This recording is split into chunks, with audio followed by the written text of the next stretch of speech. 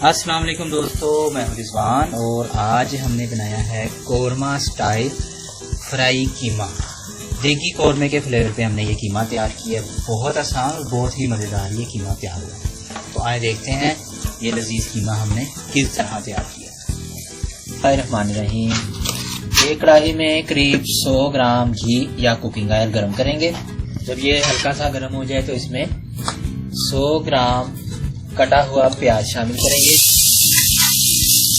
और इसको इतना फ्राई करेंगे कि इसके हल्के हल्के से किनारे जो है वो ब्राउन हो जाए। प्याज के किनारे हल्के हल्के से ब्राउन हो चुके हैं। इस मौके पर अब इसमें 100 ग्राम कटा हुआ टमाटर शामिल करेंगे। इसका हमने छिलका उतार लिया था और फिर हमने इसको बड़ी बड़ी काट लिया। 2 चम्मच छिलका हुआ अदरक और लहसुन शामिल करेंगे।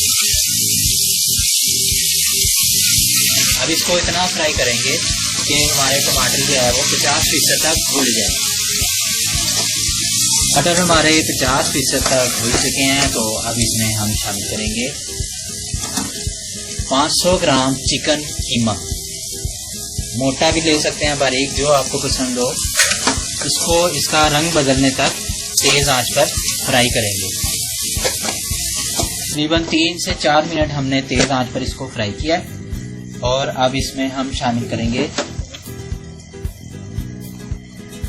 200 ग्राम दही शामिल करेंगे, आधा चम्मच हस्बे जायका नमक, आधा चम्मच पिसी हुई सुरख मिर्चें, आधा चम्मच पिसा हुआ धनिया, आधा चम्मच पिसा हुआ गरम मसाला, 1/4 चम्मच हल्दी। अपने जायके के मुताबिक आप ये मसाले कम ज़्यादा कर सकते हैं। और कुछ कटी हुई सब्ज़ मिर्चें, जितनी भी आपको पसंद हो, कम या ज़्यादा। ये करीब 2 चम्मच है कटी हुई।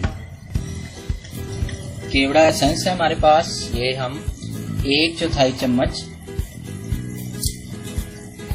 शामिल करेंगे।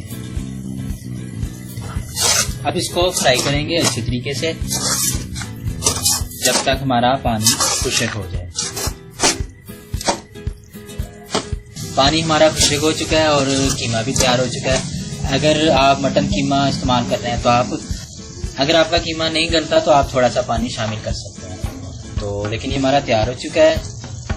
अब इस मौके पर हम अपनी पसंद की कुछ चीज़ों से गार्निश कर लेते हैं। तो हम अदरक, सब्ज़ मिर्ची और सब्ज़ धनिया से गार्निश कर रहे हैं।